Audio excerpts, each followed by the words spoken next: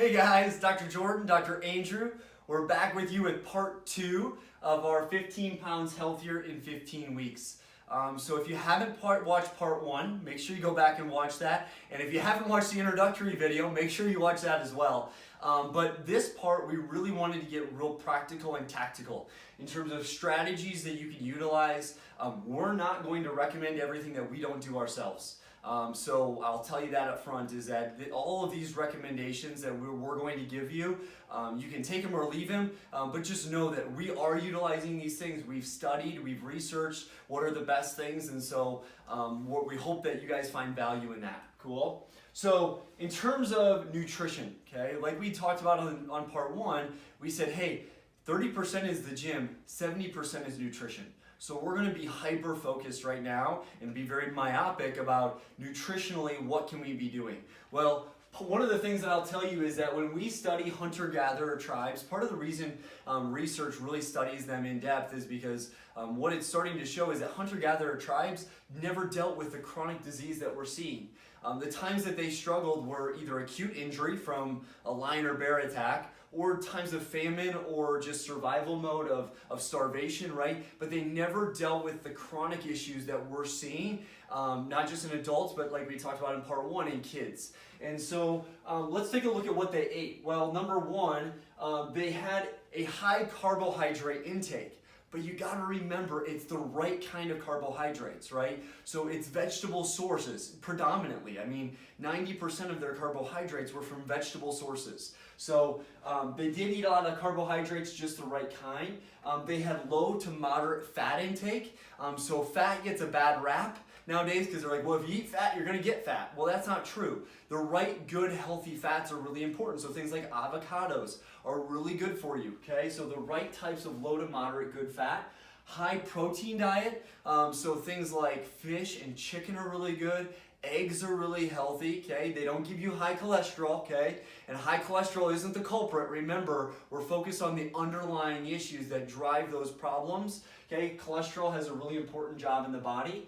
They've ate basically no refined foods and no dairy, okay? So this is one area where people get sideways is they eat a lot of dairy. Kids grow up drinking cow's milk, right? Well, cow milk is designed for calves, okay? It's not designed for us to consume. It's really hard on our digestive system, and you're gonna put on fat as a result of drinking it or consuming dairy, okay? And very, very, very low amounts of sugar. So most sugar came from fruit. So some fruit, just remember that. Now, if you look at the industrialized modern day human, what you'll notice is that they eat a lot of refined carbohydrates, a ton of them. Things in boxes, things with labels, okay? These carbohydrates for hunter-gatherers didn't have labels on them, okay? So when you go into the grocery store, if you can find stuff like produce without labels on them, it's probably pretty good for you, okay? So high refined carbohydrates, low fat, okay? Fat is healthy, just the right kinds. They also had we also eat a lot of low protein, right? No red meat. Well, you do want protein. Protein is important for your hormones, but you want to get it through the right sources, and also a ton of sugary fruits. We're addicted to sugar, right? So the quote everybody uses is everything in moderation, right? The problem is that moderation nowadays is a snack every single day rather than once or twice a month. Okay, so the results are in, and these people that eat like this, you'll notice that you'll start to lose weight as a result of that. So where is the plant? Where is the fat? Where is the protein? To make something very simple is this. When you look at your plate, when you sit down for a meal, and please teach your kids to do this, if you can say, hey, right here is the plant, right here is my good healthy fat, and right here is my protein, you have a good meal, okay? It's just one question, it's really simple, it seems almost too basic, but if you can point out these 3 things, you have a really good healthy meal there. And that can be like a mantra in your house. You know, where is the plant? Where is the fat? Where's the protein? Where's the fat? You know, you just say it over and over again, it's really simple to remember. So, the Whole30, I love this, and we base a lot of our meal preparation on the Whole30. I think there's a lot of great strategies out there. I'm not going to say this is the best one or it's the only one, but the thing that sticks out to me about Whole30 is, in my experience, it's been the most practical to actually carry out. And I really, if you haven't checked it out, look at it. And I would actually get the book. There's a handbook, there's a cookbook and a handbook, and I would actually start with the handbook, and because they'll walk you through, why are you doing certain things? Why are they suggesting certain things? Why are they suggesting certain foods? What are the foods that we need to stay away from, and why? What are they going to do for us when we do that? What challenges are we going to walk through as we are eliminating certain foods and we're adding certain foods in? What meal prep challenges can we run into, and how do we overcome those? So that book just lays it out for you, A to Z. It's super, super helpful. So I would recommend getting that book, and they'll take you through how to structure, how to plan, what foods to incorporate, recipes. It's all in there, everything that you need. And I would say the other thing I like about Whole30 is it's all scientifically based. It's the most recent knowledge that we know of how to eat well, and it's packaged into a system on how to carry that out. So dig into the Whole30. I would support everything that they teach there. It's really, really good stuff. Cool. The other thing is before we talk about Meal Squeeze here, just remember the Bonfire Health website that you can always go on there. Articles, information, recipes there as well. So we talked about that introductory video, but that's a great resource that we recommend. So one of the things that happened, it was probably about 1.5 or 2 years ago. My wife came to me. So we have 2 little ones. We have Jax, he'll be 3 next month, and then Jovi will be 1 in July. And as my wife was meal prepping and doing everything else, she had come to me and she just said, hey, I'm spending a lot of time on Pinterest looking for recipes and just like trying to, I love variety. I grew up with variety in terms of meals growing up. So I love sides to my meals and everything else. And so it takes a lot of energy for my wife to find all of that stuff. And so she started talking to a few people, and she had several friends that had recommended her to check out Meal Squeeze. So Meal Squeeze was started by a lady up in Northwest Iowa. Her name is Tanya. And what she does is she's a registered dietitian, but she's now a stay-at-home mom, and she has 3 or 4 kids herself. And she was just like, hey, I want to start making meal prep easier for moms or dads in a stay-at-home dad situation or whatever. And so what she does is she puts together 7 meals every week along with 1 snack, okay? So there's 1 snack, just remember that, but 7 meals and 1 snack. And what she'll do is it's all done through her email and through her website. But a few pointers that we just really like about it is, number 1, they're budget friendly. So since she lives in Iowa, she deals with things like Fairway and Hy-Vee and Aldi. So she's always looking at their ads, looking at deals that they have going on. So she tries to put them around there so to make it budget friendly for everybody. It's also family friendly, so our kids love the meals. And they're scaled to 2, 4, 6, or 8 servings. So you just let her know, hey, we have 6 people in our family, or we have 4 people in our family, or we need it to serve 4 people in that situation. So she can adapt that as well.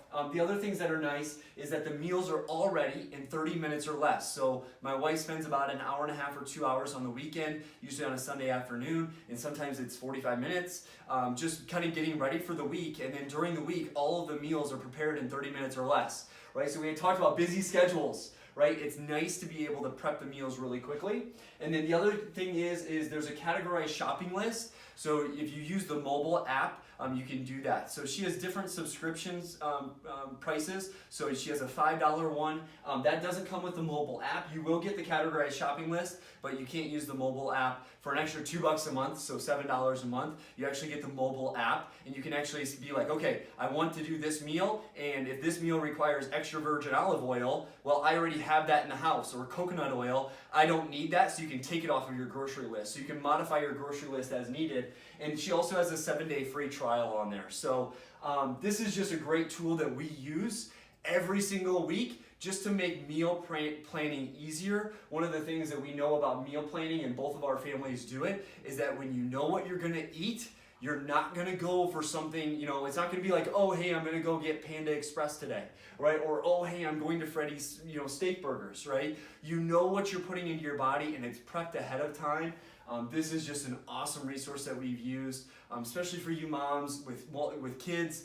It's awesome. And the other thing I want to mention is you can let her know, hey, we're a keto family. She'll make them keto. She'll make them paleo. She'll make them Whole30. Yeah. So she can modify them. So if you're like, hey, I want to do Whole30, but I want a way to prep those meals and make it easier so that I'm not coming up with all of the meals, this is a great way to do it. And you can go to mealsqueeze.com or just Google Meal Squeeze, and she has a whole video and all the information on there. So if you have any questions, just go to the website. So I think that just a quick take home from that before we move on is if you don't have a plan, it doesn't really matter what you use in terms of an app. We have another app that we use for meal planning, but if you don't have a plan, like get one.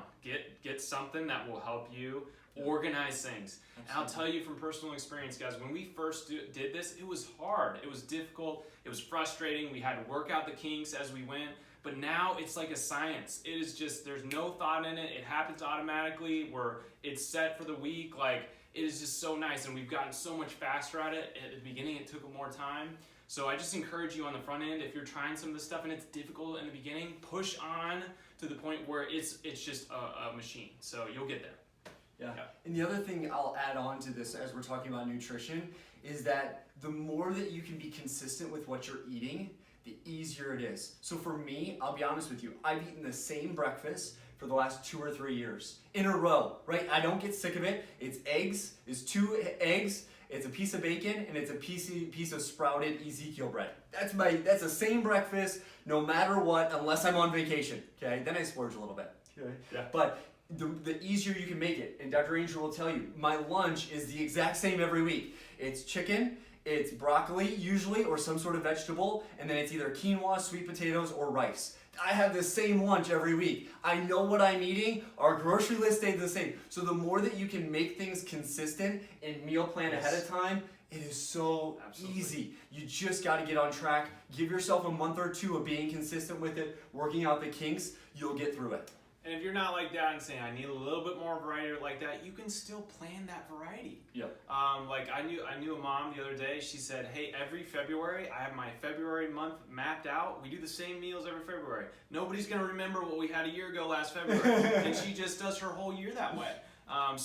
Again, it takes some intentionally on the front end, but man, this can just work really simple. Not a lot of time, not a lot of effort. Speaking of, Doc, do you have a meal growing up that you had so much that you get sick of it? Yes. So my meal is tater tot casserole. My mom's probably gonna watch this video and she's gonna be like, but that is the only thing that I couldn't eat again and again. I was just talking with Jamie the other day, our friend SCA, and she was talking about a meal that her family ate as well. So yeah, if you won't remember what you ate last February, but yeah, absolutely, if you need some variety, fit it in there.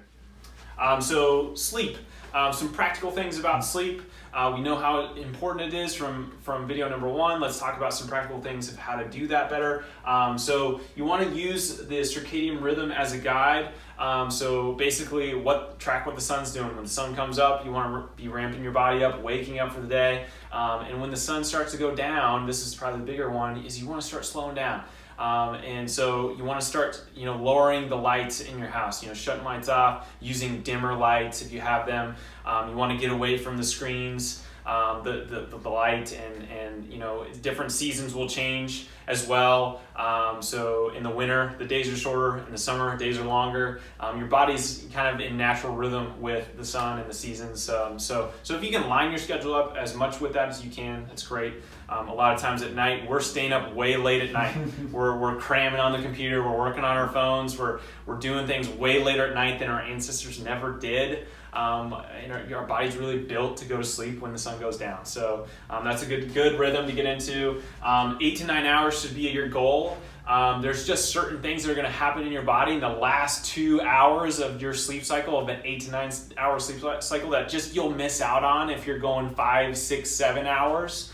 And so you really want to make sure you're getting that to that place. Our body repairs itself and it rejuvenates itself and it kind of cleanses itself of a lot of bad things going on while we're sleeping. So be sure you're getting that. I like this story. I read a little while ago that the CEO of Amazon gets 8 hours of sleep every night because he's like, I just operate better on an 8-hour night of sleep. And I'm like, well, if the CEO of Amazon can get 8 hours of sleep every night, so can you and so can I. So just really make that your goal, make that your aim. if you make time, if it's important to you, you can make time to do it. So I've also had patients that have told me, oh, I can survive on 5 hours of sleep, or you don't know me, Dr. Jordan, I can do 6 hours of sleep. I've done that for a long time, right? What would you say to that person?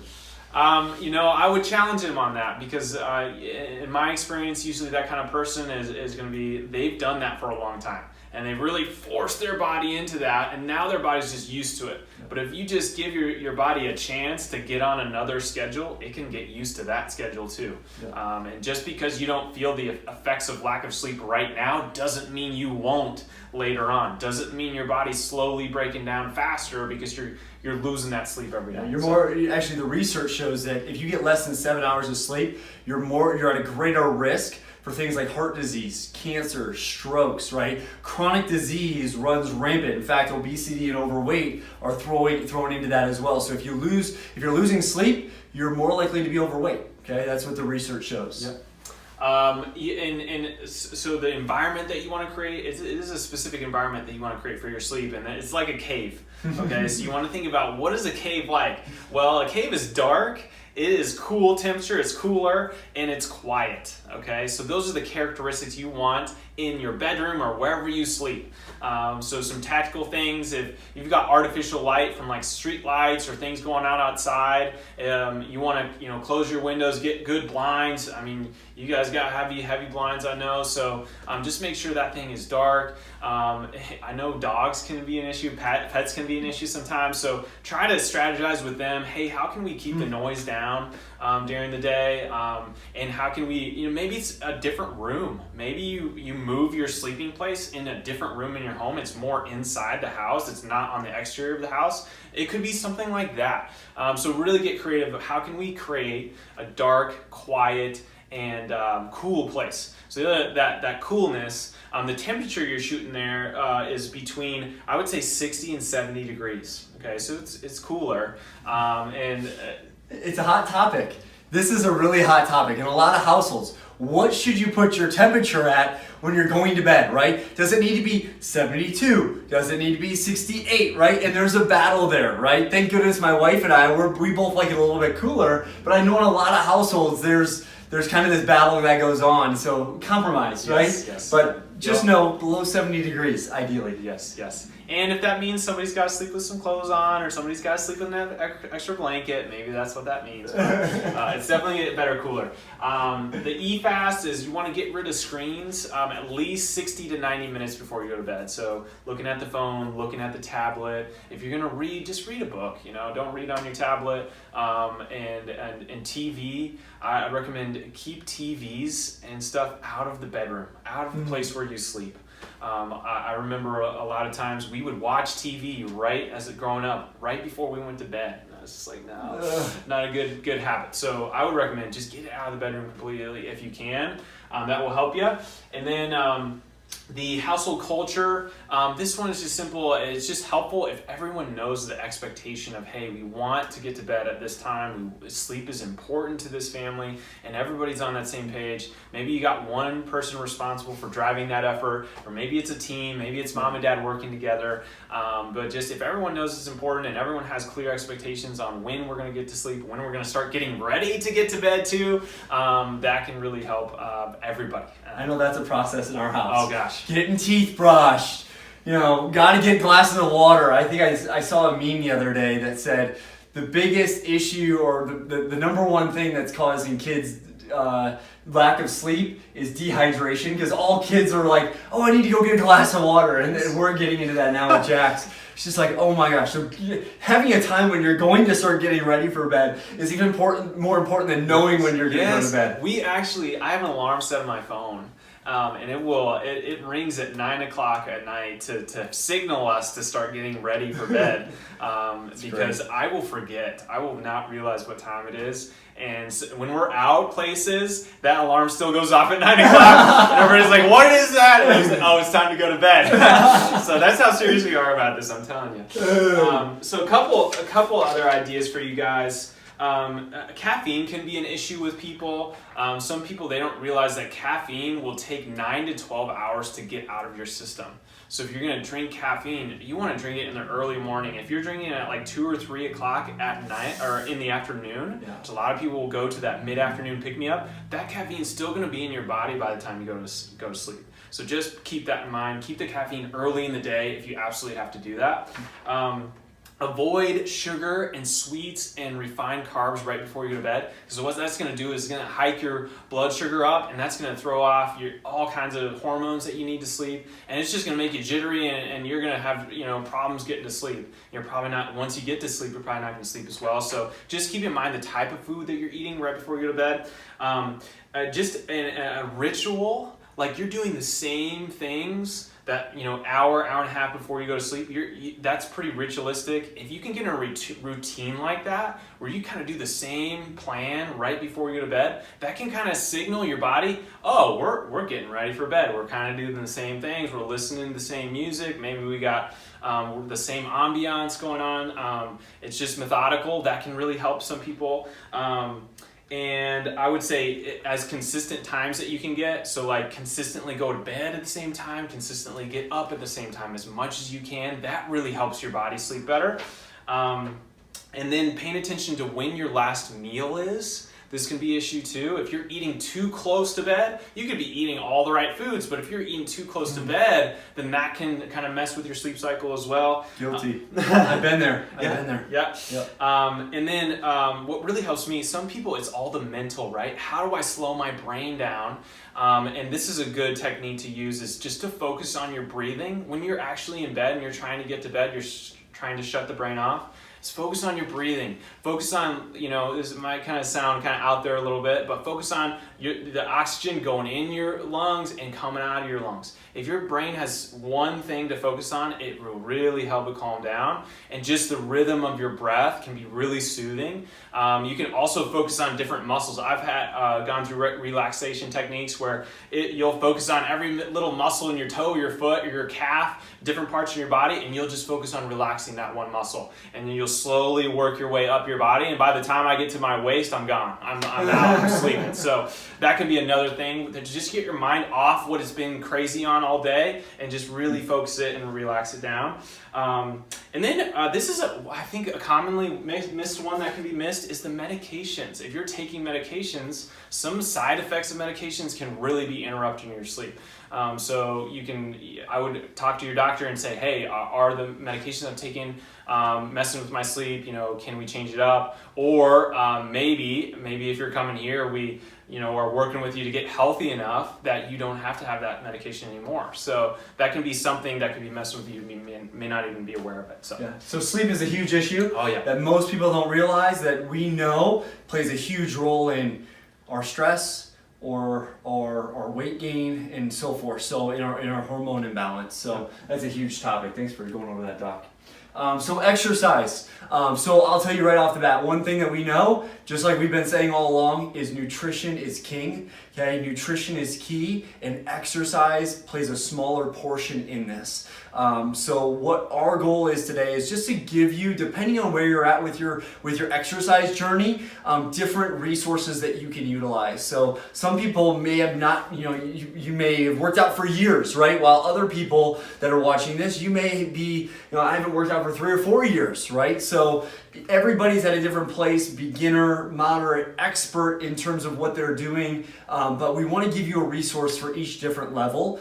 So if you're a beginner and you're like, hey, I don't really even know where to start off in terms of my exercise, Silver Sneakers is a great resource for any age. Okay, and the reason for that is if you go on their YouTube channel, they have 128 videos that actually walks you through different exercises, right? And even if you're not a beginner and you're moderate level, I've actually gone on and done some of these myself. They have yoga, they have Pilates, they have different exercises for different parts of your body, and you can ramp up the weight in those exercises, but those are just a great foundational exercise. You can actually go right on YouTube, type in Silver Sneakers, and they have a whole, you just subscribe to their page and you'll actually get all of the different videos that they have. There's 128 of them, so just a really good resource there. The other thing that I would suggest is finding people to work out with. Number one, for accountability, but the other part of it is just having more fun. It's just more fun working out. But when you look at the research, this is actually a study that I saw recently that I wanted to share with you. So the benefits of recruiting participants with friends and increasing social support to lose weight and maintain the loss of weight. And so what they did is they had two different groups. So group one was just recruited into the weight loss program, but they just worked out by themselves. So they were told, okay, here's the weight loss program, go execute, okay? The group two, they were recruited into the weight loss program. They did the same weight loss program, but they did it along with 3 or more friends or family members, okay? Now, I think you probably know where we're going with this, but let me just share the outcomes of that. So group one, the group that worked out by themselves, they had a 76% completion rate of the program. So that's awesome. Three out of 4 people completed the weight loss program. The problem is that at the 10-month follow-up, only 24% or 1 out of 4 people actually maintained that loss of weight. Most people started to see that weight gain again, okay? Whereas group two, number one, they did the same program, but they had a greater loss in weight. The other thing that they saw is that they had a 95% completion rate, so a 20% increase in completion rate of the program, but there's a 42% increase. 66% of people maintain that weight loss at the 10-week follow-up checkup. So it's not just the amount of weight that you can lose, but actually keeping it sustainable long-term, because you're doing it, you have that accountability with you to do that. So I think that's awesome. It's just find people that you enjoy exercising with and do it with them, okay? The other thing is if you're wanting to get into some strength training, so some people love free weights and doing barbell training, and some people may not like that as much, so you got to decide who you are. But a great place to start is a resource called Starting Strength. It's by a gentleman by the name of Mark Ripito. You can actually go onto their website. That's usually what I recommend starting with, is they have a bunch of videos in terms of just how do I lift weights, how do I squat properly, how do I deadlift properly. Technique is a huge part, especially in terms of injuries that we see in the office, is we see weightlifting injuries. A lot of people come in with those. So just making sure technique is right, knowing what exercises to start off with, Starting Strength is a good resource there. And then my wife and I, we basically have a list of priorities in our house, and we knew that family is one of those. So if you're like us, family is a big part of that, and we have 2 little ones at home. So one of the things we noticed is that when we had moved last summer, we lived about 20 minutes from the YMCA here in town, and we love the Y. I recommend everybody gets a YMCA membership. But what we were noticing is that it's a 20-minute drive there, it's a 45-minute workout, it's a 25-minute drive back home, and then I got a shower yet. And by the time my wife and I exchanged duties watching the kids and us doing that, we've invested 3 hours worth of our day in just getting workouts, okay? So what we did is we actually bought the Beachbody On Demand program. It's an app on your phone, or you can watch it on a computer as well on their website, but it's $100 for the entire year. And what we do is we have a set of weights called Power Blocks, which if you're looking for adjustable weight sets or dumbbell sets, to me they're hands down the best out there. But they go from anywhere between 5 pounds and they adjust all the way up to 50 pounds. And so we actually use Beachbody On Demand. And I know it sounds silly because they're like, well, Dr. Jordan, don't you have like a gym membership? Like, aren't you pumping a bunch of weight? I'm like, absolutely not. I actually do it right at home. I walk downstairs. It takes me 25 minutes to 45 minutes on the high end to get a workout in. I walk back upstairs and I'm back with the kids again. So, there's a third of the fraction of the time that I invest into working out, and it doesn't take a lot of time. Yeah, I would say this is a gym. What he's talking about, really a nugget to take home is your plan has to be simple, it has to be easy, it has to be convenient. And so if it's not those things, then you're not going to be able to do it long term. It's going to be hard to sustain. So just ask yourself those questions. Is this easy? Is it simple? Is it convenient for me? Because if it's not, it's going to be difficult. And if it's not, how can you make it more of those 3 things? I also work out from home. I love running, and one thing I'll do is run just where my house is. So I step out the door and I got my workout in, and so that's a really, really great take home there. If you've ever been to a gym, you know those people that you see at the gym and you're like, is this their home? Like, do they have a cot in the back that they're sleeping on? Because some people love being at the gym, right? They can hang out there for 2, 3, 4 hours a day in some cases. That's just not our priority, right? My priority is, hey, I'm there to get my workout done. I want it to be efficient. I want it to be convenient, but I want it to be effective. And so this is a great at-home tool. You can go on YouTube. You can type in a bunch of different things, but just making it convenient and simple and easy is important. So. Awesome. And so one other thing that can get in the way of things is maybe some conditions that you have, some joint issues, some concerns that you have that, high impact stuff is not a good idea for you. So these could be some ideas that you can take away. I would suggest to you, like, most people on the planet can exercise. I mean, no matter who they are, what their issue or condition is, if they just get creative enough, they'll be able to do it. So some ideas for people that need those low impact ideas would be like biking and recumbent biking. So you can actually buy a bike, a stationary bike. They have one at their house. You can have that in your home, or if you like to go to the gym. I actually have a gym membership too. I work out at the gym sometimes too. But if it's the difference between me working out at home and getting a workout in and going to the gym, man, I'm gonna get that workout in at home. So we're not trying to bash the gyms, but there's tons of bikes at gyms. Sometimes, the motion of like a seated bike is hard on the back or the knee, right? And so maybe a recumbent bike where you sit it, you got that sitting position, you got that lumbar support might be better. So biking could be great. Water aerobics is a great one too. The being in the water is really good for your body. It takes pressure off the joints. It can actually push fluid through your joints, and there's a lot of benefits from just the pressure of water on your body. And you can get your heart rate up and really not have any force on your body, so that's great. Yoga is something as well that I love personally. We've been to studios for classes at yoga before. That's if you've never done that, try that. I'm a huge fan of hot yoga. I mean, this is awesome. But if you are not a studio person, you can do it at home too. There's tons of resources online. We like Yoga with Adrian. And so you can Google that, find tons of videos, whether you're advanced or you're just starting out, you have no clue what you're doing.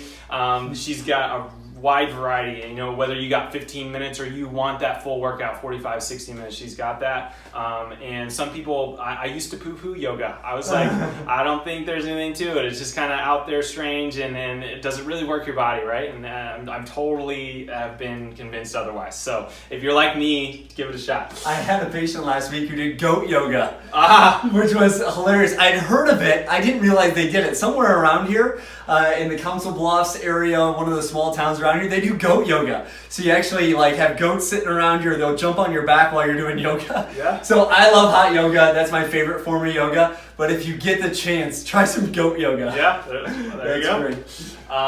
Pilates, that can be another one that really challenging, man. Really working your core, but really low impact. Elliptical, again, you can get this in your home. You can do it at the gym.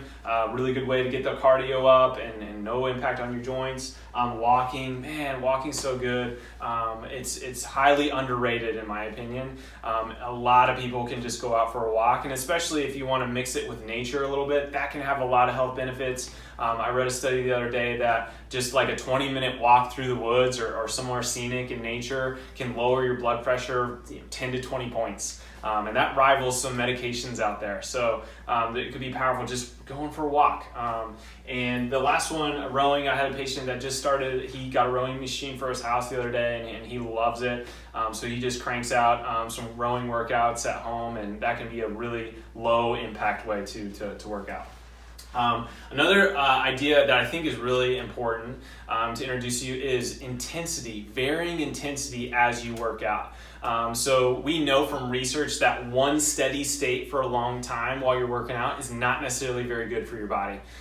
What's more good and beneficial and has more physiological benefits is varying intensity, more of an interval or burst-like workout. And so there's a few ways you can do it, but a very simple way, if you really want to get a feel for how you're supposed to do this, is you want to start with your heart rate, because that's what it's all about, varying the heart rate, varying the intensity. So you want to start by calculating what's your max heart rate, what's the ceiling, okay? And so say we have a 20-year-old person, for an example, they're gonna take the number 220 minus your age, or in this case, 20, okay? So 220 minus the age, 220 minus 20 is 200, okay? So that's the ceiling for a 20-year-old person. And so then what you wanna calculate is you wanna calculate 75 to 85% of that. So easy way to do that is, whatever that number is for you, and you multiply it by 0.75, and you multiply it by 0.85. That will give you your range, okay? Between that range is your target, okay? And so say the range for that person is 170, okay? So their top is 200, 85% is 170, so they're searching for 160, 170, that range, okay? They got their target. So then when they go to work out, they've picked out one of those modes that we talked about, or something else that you love to do. You're gonna monitor that. So say I'm on my first interval and I'm running, okay? So I'm gonna run, I'm gonna pick it up so I can get my heart rate up to that target zone, 160, 170 range. I'm not 20 years old, and maybe I look like it, but so we wanna get to that range, and then you wanna do that for about 60 to 90 seconds. So a minute and a half. I mean, everybody can do a minute and a half, right? Really push yourself, really get your breathing going.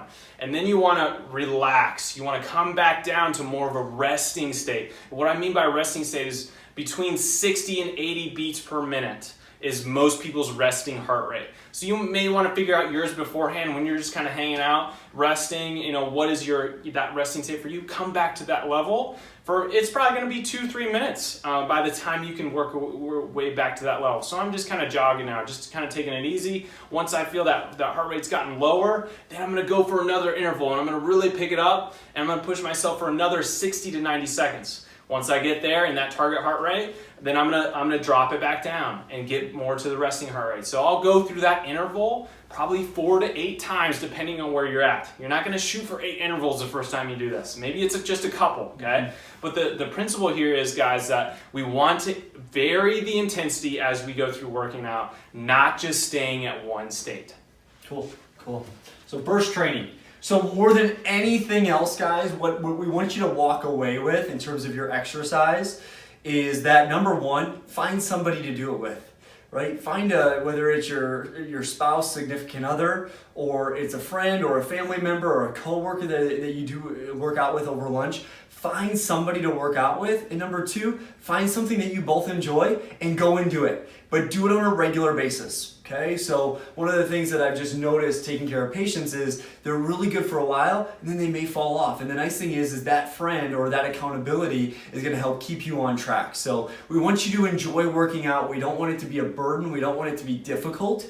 So there's some variety here, and just pick and choose what you enjoy, whether it's cardio work or weightlifting or some sort of HIIT, burst training, yoga, whatever it is for you, pick it out, find somebody to go with you and do it. So we look forward to sharing with you again as we start to build into these Body Signals workshop series. Once again, we hope you can pick out 2 or 3 things that over the next couple of months you're going to start to integrate. And if you're successful in that journey, please share with us, right? Please share with us what you're changing, what you're doing. We love to hear those things, and we share it with our team. So until next time, take care. Hey guys, Dr. Jordan here with Mouw Chiropractic.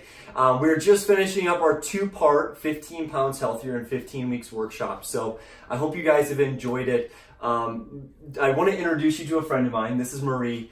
She's been coming into our office now for just over a month, I think, is what it's been. And last week, she shared with me her weight loss story. And I thought this is something that encouraged me. And I hope that you guys can find some encouragement from it as well. I think she has some really insightful information about her journey, the things that she experienced along the journey, how she started her journey, what she went through. And she's still on that journey now, right? And so she's still seeing some really good changes. But I just want her to share her story a little bit as just a source of encouragement for any of you that feel like maybe you're at a place where, oh, I can't do that, right? I'm too far gone for me to be able to go through that. I think she has some really good insight on that. So Marie, take it away. Awesome. Share your story a little bit. Awesome, thank you.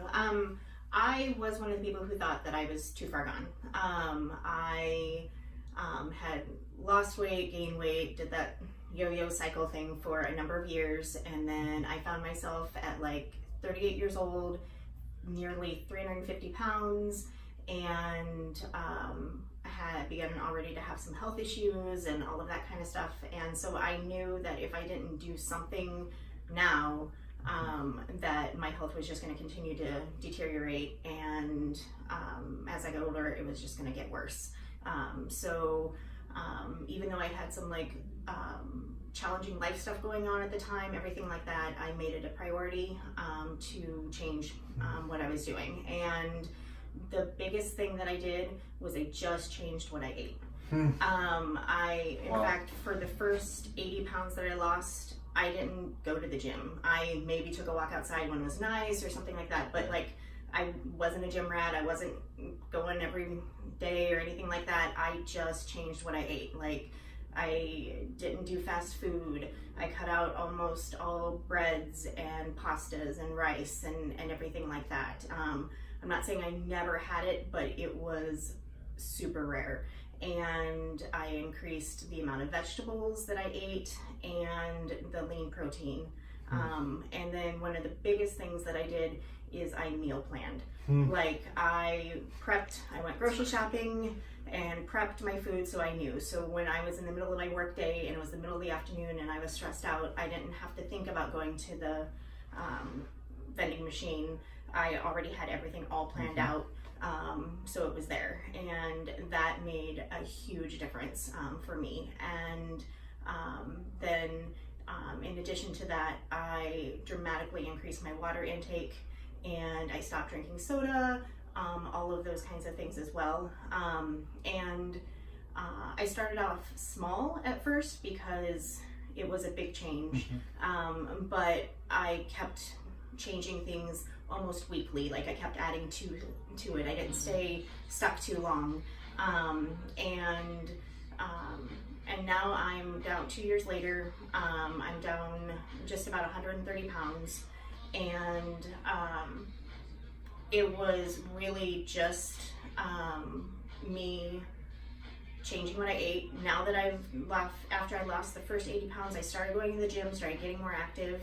But really the weight came off just because of me eating better and just treating my body better in general. And I really hope that people understand that it is a process. It doesn't happen overnight, but it is absolutely doable and worth it. And absolutely worth it. I don't have to worry about fitting into a booth at a restaurant anymore. I don't have to use a seatbelt extender on an airplane anymore. I can ride a bike again. I can even jog if I really want to, even though I don't like to very much. But the point is that I have those choices now that I didn't have before. So. What an amazing story. So a few things I want to highlight that I think just some key takeaways from that is, number one, she said at the beginning, I made it a priority. Make your health a priority. I always tell people that your health doesn't just influence your health, it literally influences every aspect of your overall well-being, what you do on a daily basis, right? It infiltrates so many areas, it covers so many different areas. So number one, making your health a priority. Number two, for the first 80 pounds that she lost out of how many? 130. 130 pounds, she just changed her nutrition. That's it. Just change your nutrition. As you guys know, if you've been following us through the workshop, Dr. Andrew and I said 70 to 80% of weight loss is just nutritional focused. And the other thing she said, and we encourage you to do that as well, as meal planning. If you don't know what you're going to eat that week and you're just kind of flying by the seat of your pants, what's going to happen is you're going to get off track. It's going to be easy to get off track. The convenient or the vending machines are right there, right? It's so easy to go to that. And so priority, making yourself a priority, making your health a priority. Just change your nutrition. Focus on that at the beginning, and also do some meal planning with that. And we gave you some tools to equip yourself for that. So thank you so much for your story. I hope this is an encouragement to you. I hope that you kind of take the next step and just saying, hey, okay, I'm going to do this thing. And if either Maria or myself can be an encouragement to you, we hope we can, and we can walk you along those steps. So thank you again for sharing your story, Marie. Cool. Thank you guys. If you have any questions, shoot them our way. We'd love to answer those for you.